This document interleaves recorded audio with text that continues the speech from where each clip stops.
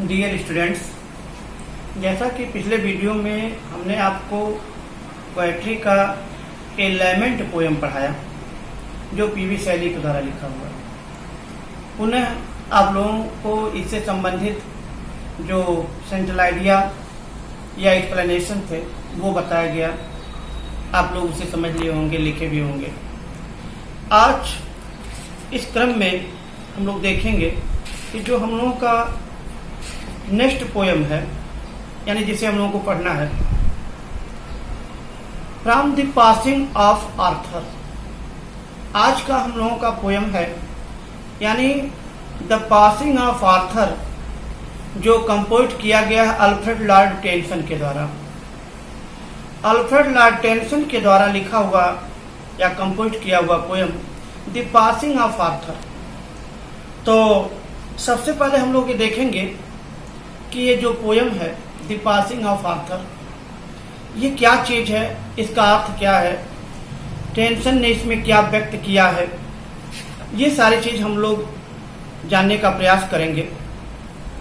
तो ये जो पोएम है एक कहानी को रिप्रेजेंट करती है, यानी इस पोएम एक लॉन्ग पोएम है ये, जिसका एक पार्ट केवल आपके कोर्स में रखा गया है। तो पूरी कहानी में, यानी एक लंबी सी कहानी राजा आर्थर के विषय में लिखी गई है। अब ये राजा आर्थर से संबंधित जो स्टोरी है, ये क्या है, क्या चीज इसमें लिखा गया है, यानी द पासिंग ऑफ आर्थर, ये तो उस पार्ट को रिप्रेजेंट करता है जिसमें राजा आर्थर, आप लोग ध्यान दीजिएगा, जो राजा थे उनका नाम है आर्थर, यानी जो राजा थे, यानी आर्थर नाम के एक राजा थे, वो अपने जीवन में अच्छी अच्छी लड़ाइयां लड़े, बहुत अच्छा काम किए, तमाम युद्ध जीतते चले गए। राजा आर्थर ऐसे करते हुए धीरे धीरे एक समय आया जब उन्हें लगा कि अब उनके शरीर में वो ताकत नहीं रह गई है, और उनको ये महसूस होने लगा कि अब वो सख्त या राज चलाने के लिए जिस चीज की आवश्यकता होती है, अब वो उनके पास उसकी कमी महसूस हो रही है। और वैसे भी राजा आर्थर अपने जीवन की एक आखिरी लड़ाई लड़ रहे थे, और उस लड़ाई में राजा आर्थर घायल हो गए। जिस लड़ाई को लड़ रहे थे उसमें राजा आर्थर घायल हो जाते हैं, और राजा आर्थर एक प्रथा चलाए थे। राजा आर्थर के द्वारा एक सिस्टम चलाया गया था, नाइटहुड ऑफ राउंड टेबल, यानी उन्होंने एक नाइटहुड की प्रथा चलाया था। ये कौन सी प्रथा थी?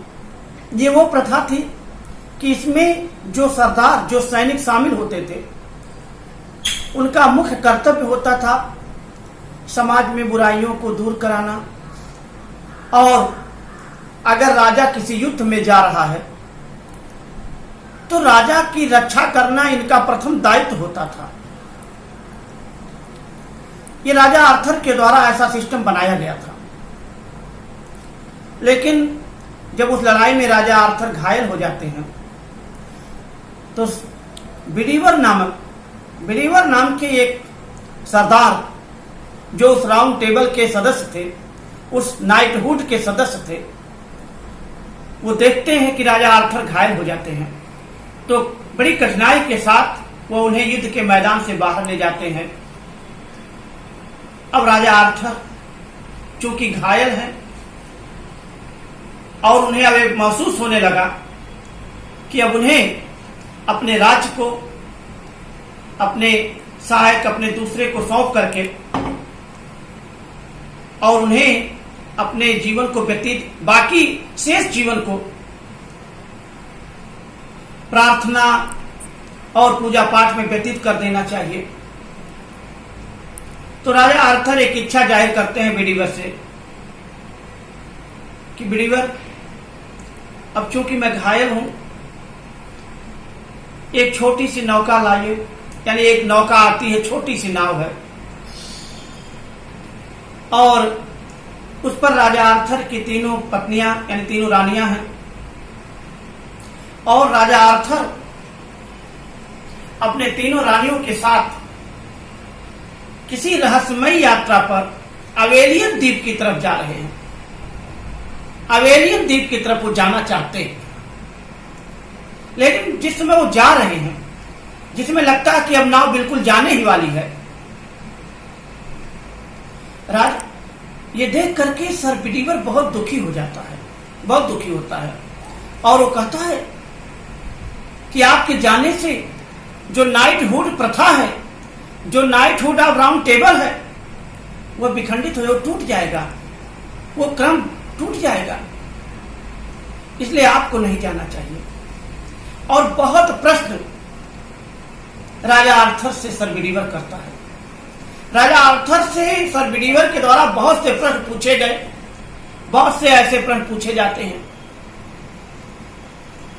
लेकिन राजा आर्थर तो बहुत प्रश्नों का, यानी राजा आर्थर सर बिडीवर के प्रश्न का उत्तर कैसे दिया है, क्या कह करके राजा आर्थर उस आखिरी समय बिल्कुल जिसमें उसकी नाव चलने ही वाली थी, कैसे समझा रहा है सर बिडीवर को, क्या बताता है।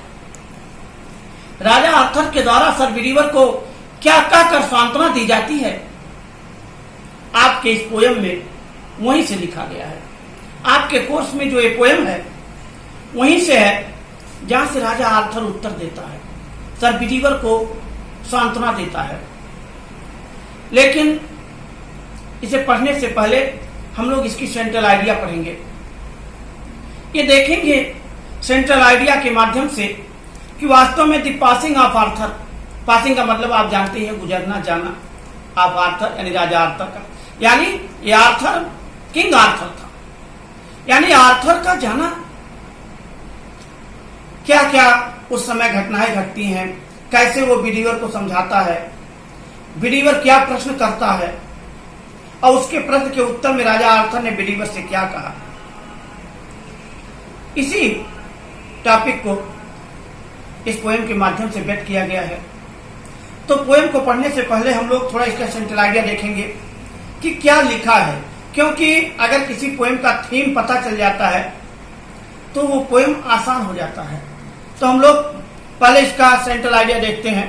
तो स्टूडेंट्स, आपके बुक में पीछे की तरफ लिखा हुआ है central idea of the poem.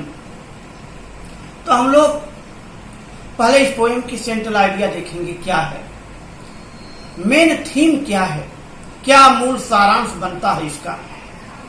थोड़ी सी कहानी हमने आपको बता ही दिया है कि इसमें राजा आर्थर सर बिडीवर को सांत्वना देते हुए कुछ कह रहा है, समझा रहा है।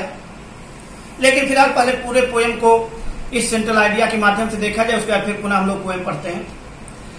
लिखा है, King Arthur is sitting in his boat with his 3 queens, यानी राजा आर्थर,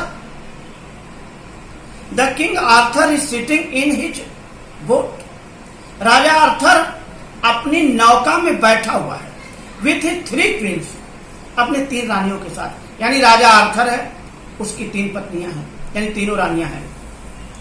यहां पर आपके, यहां पर केवल आर्थर लिखा हुआ है, लेकिन आप समझिएगा कि वो किंग आर्थर है, ये आर्थर नहीं है जिसका नाम लेखक होता है, स्पेलिंग में अंतर है, ये आर्थर है, ये राजा आर्थर, यानी आर्थर नाम है। 3 रानियों के साथ राजा आर्थर एक नौका में बैठा हुआ है। ही इज वॉन्टेड, वो घायल है।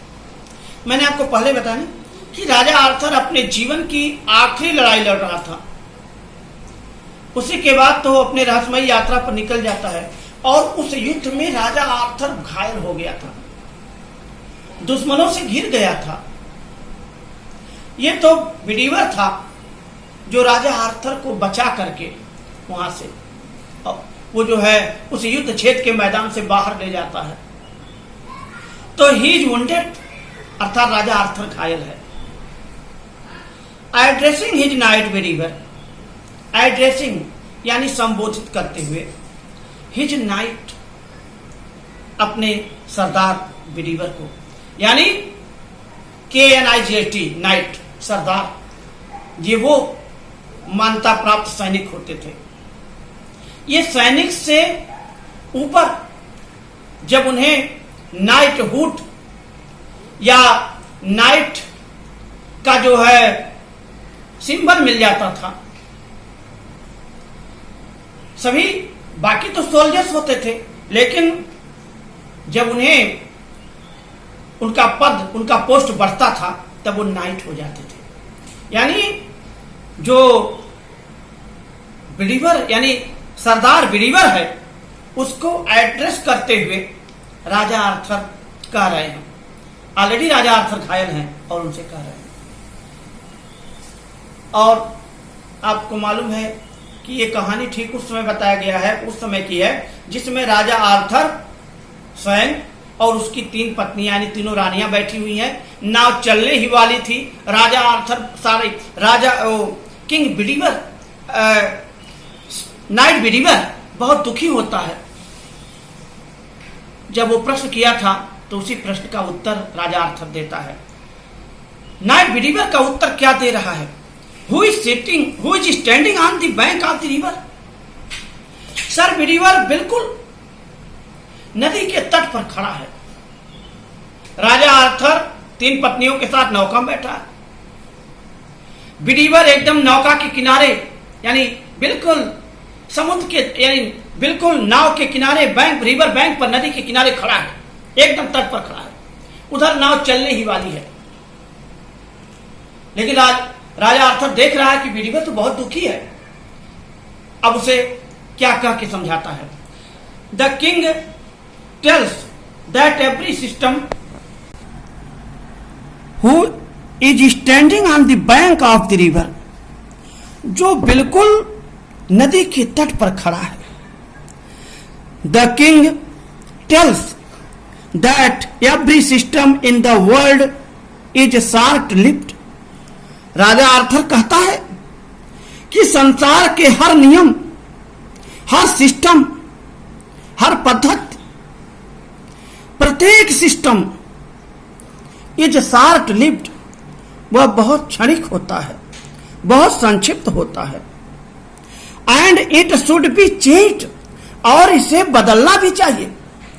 अच्छे से अच्छी परंपराओं को भी बदल जाना चाहिए विथ टाइम, समय के साथ साथ। राजा आर्थर बता रहा है बिलीवर से, कहता है कि अच्छी से अच्छी परंपराओं को भी समय के साथ साथ बदलना चाहिए। क्यों बदल देना चाहिए? क्योंकि आगे कारण ही बताया है। कहता change is the law of nature, change is the law of nature. परिवर्तन प्रकृति का नियम होता है। परिवर्तन तो यानी जो परिवर्तन होते हैं तो प्रकृति के नियम है, तो प्रकृति उससे समय समय पर बदलती रहती है। The old system is replaced by new one. पुरानी पद्धति, पुराने नियम नए के द्वारा बदल दिए जाते हैं, यानी पुराने पद्धति और नियमों को हटाकर उसकी जगह पे नया आ जाता है। क्यों ऐसा होता है? It is necessary for the better development of society. अगर कोई स्टूडेंट सोचे या कोई व्यक्ति सोचता है कि परिवर्तन जरूरी क्यों है, तो आगे बताया गया है इट इज, और यही बात जो आप पढ़ रहे हैं, यही बात सर बिलीवर से राजा आर्थर कह रहा है। राजा आर्थर कहता है it is necessary for the better development of society and the world. ये समाज के लिए, ये दुनिया के लिए नेसेसरी फॉर बेटर डेवलपमेंट, यानी अच्छे विकास के लिए, समाज के विकास के लिए, दुनिया के विकास के लिए यह बहुत आवश्यक होता है। यानी परिवर्तन से विकास होता है समाज में या दुनिया में। If a system however good, if a system however good and noble continued for a long time, यदि कोई सिस्टम अच्छा ही हो, उत्तम हो, लेकिन बहुत समय तक वो जारी रहा, काफी समय तक अच्छी परंपराएं यदि जारी रही, it would corrupt the world, वो संसार को दूषित कर देती हैं। यानी समय समय पर अच्छी परंपराओं को भी बदल देना चाहिए, क्योंकि ज्यादा समय तक अगर अच्छी परंपराएं चल रही हैं उससे समाज दूषित हो जाता है, उस परंपराओं में कमी आ जाती है, इसलिए हमें उसे चेंज कर देना चाहिए। ऐसे तमाम कारण राजा आर्थर के द्वारा बिलीवर को बताए जा रहे हैं। It would corrupt the world, ये संसार को दूषित कर देगा। और फिर आगे राजा आर्थर कहता है, यानी he advises his knight to pray for him, वो अपने सरदार यानी राजा आर्थर अपने सरदार अर्थात सर बिलीवर को सलाह देता है टू प्रे फॉर हिम, कि उसके लिए प्रार्थना करें। यानी राजा आर्थर बिलीवर से यानी बिलीवर को सलाह देता है कि हमारे लिए प्रे करो, प्रार्थना करो। क्यों प्रार्थना करो, क्या कारण है? इस पोयम में प्रार्थना का महत्व बताया गया है, प्रार्थना में कितनी ताकत होती है, प्रार्थना से कैसे चमत्कार होते हैं, ये राजा आर्थर के द्वारा यानी कवि के द्वारा बताया गया है। The impossible things can be achieved by prayer, असंभव चीजें भी जो जीवन में सामान्य जीवन में संभव नहीं होती हैं, वो वस्तुएं वो चीजें भी हम अचीव कर सकते हैं बाय प्रेयर, प्रार्थना के द्वारा। यानी असंभव से असंभव चीजें भी प्रार्थना के द्वारा संभव हो जाती हैं। Prayer has a great power, prayer में बहुत शक्ति होती है, बहुत ताकत होती है। According to him people must be thankful to God, राजा आर्थर के अनुसार लोगों को तो ईश्वर का धन्यवाद देना चाहिए। पीपुल मस्ट बी थैंकफुल यानी उनका कृतज्ञ होना चाहिए।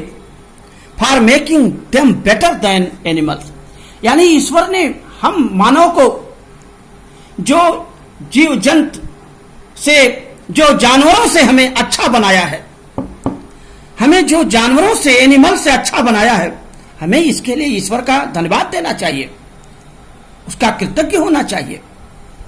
और यही बात राजा आर्थर बिलीवर को समझा रहा है। और फिर आगे कहता है, if they do not pray God, यदि मानव ईश्वर की प्रार्थना नहीं करते हैं, अगर आदमी के पास मस्तिष्क है, ज्ञान है, ईश्वर को समझते हुए भी यदि हम सब लोग ईश्वर की प्रार्थना नहीं करते हैं, what difference is there between man and animals, तो हमारी यानी आदमी और जानवरों के बीच में अंतर क्या रह जाता है?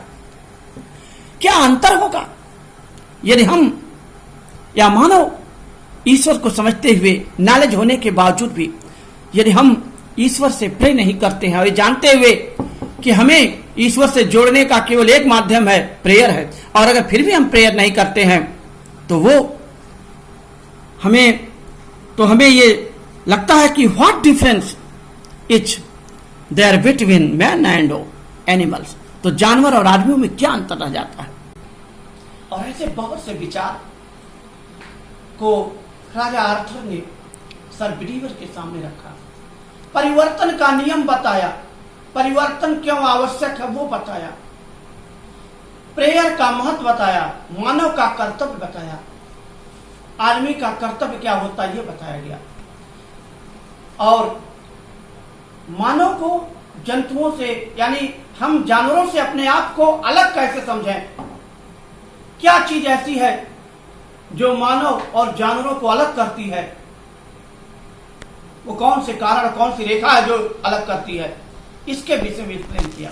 और इस प्रकार स्टूडेंट्स हम लोगों ने इस वीडियो के माध्यम से ये देखा कि जो हमारा ये पोयम है the passing of Arthur, the passing of Arthur is composed bye Alfred Lord tension, यानी टेंसन के द्वारा लिखी हुई ये जो पोयम है कि किस तरीके से राजा आर्थर जा रहा है, उसका जाना, उसका गुजरना, यानी वो किस तरीके से एक रहस्यमयी यात्रा पर जा रहा है। इसके विषय में जाने से पहले राजा आर्थर बिलीवर को क्या क्या चीज समझाया है, कैसे तमाम परंपराओं के विषय में बताया कि यदि कोई परंपरा बहुत दिनों तक रह जाए, भले ही वो अपने समय की बहुत अच्छी परंपरा हो, लेकिन अगर वो ज्यादा दिनों तक जारी रही तो उसमें भी दोष आ जाता है। जैसे कोई पानी कितना स्वच्छ क्यों न हो, जब तक वो बहता रहता है तब तक वो ठीक है, लेकिन यदि वो कहीं रुक जाता है, कहीं उसमें रुकाव आ जाती है, जमाव आ जाती है, तो धीरे धीरे वो पानी दूषित हो जाता है। इसलिए अच्छी यानी परंपराओं को आगे बढ़ते हुए, बदलते हुए आगे बढ़ना चाहिए, यानी अच्छी परंपराओं को भी समय समय पर चेंज करते रहना चाहिए। और स्वयं ईश्वर ऐसे चीजों को चेंज कर देता है, उसके पास भिन्न भिन्न तरीके हैं जिससे वह समाज में परिवर्तन करता है। और इस प्रकार आज इस वीडियो में हम लोगों ने द पासिंग ऑफ आर्थर का एक सारांश देखा, सेंट्रल आइडिया देखा। अगले वीडियो में हम लोग इस पोएम को देखेंगे कि मूल रूप से कवि के द्वारा इस पोएम में क्या लिखा गया है, और जो कुछ है उसको हम आपको अगले वीडियो में पुनः बताते हैं। इस वीडियो में बस इतना ही। Thank you.